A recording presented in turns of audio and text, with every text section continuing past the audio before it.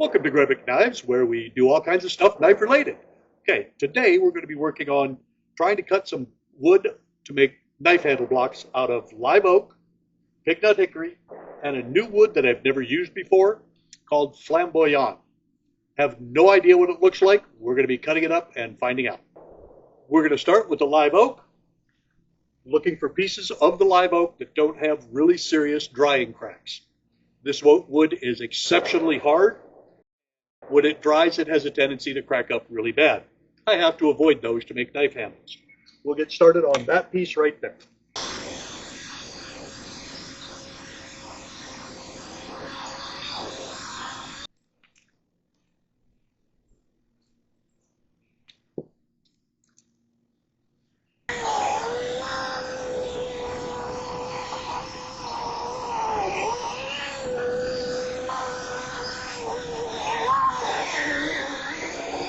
Okay, we're going to make it a little over 2 inches wide so that when I trim it up, I can have 2 inches width and whatever length I'm going to use, probably 5, 6, or 7 inches, somewhere in there.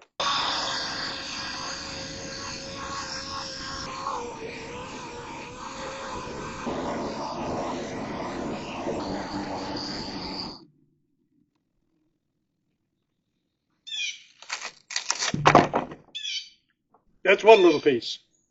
Okay, this particular piece of wood is flamboyant. I was told that this is flamboyant.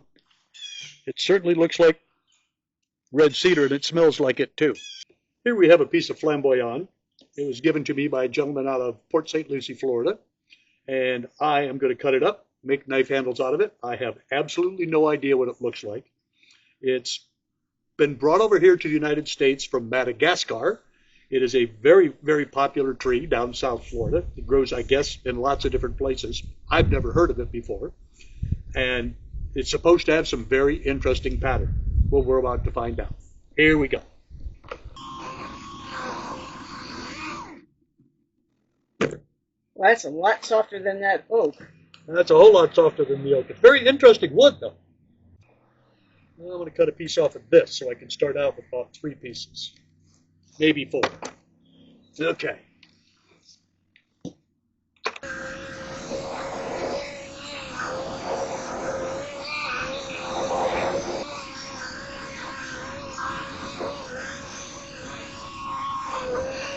That's going to come out looking really, really nice. We'll see what it's like when it's polished up. Okay, now what we ended up with is a thin piece of live oak, which I'll be cutting more.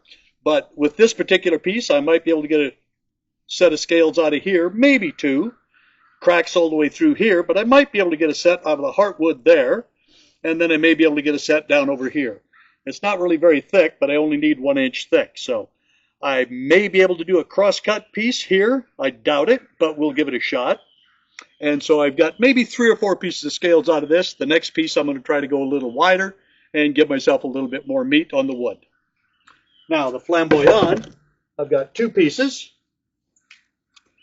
That side doesn't work very good, but this side has some nice figure in it. I should be able to get a set of scales out of here, maybe 2, before we get into the bad wood. So sometime in the very near future, within the next couple of months, you'll see knives made with flamboyant, and I've got a full set of knives to make with the live oak. That's why I'm cutting live oak. It's not the easiest wood to cut apart. Here's a live oak that I cut up yesterday. I got 1 batch all set up, ready for stabilization, and I ended up with a whole bunch of pieces that they don't cut it. They've got big cracks and fissures in them, so those are just scrap wood, make good smoker wood.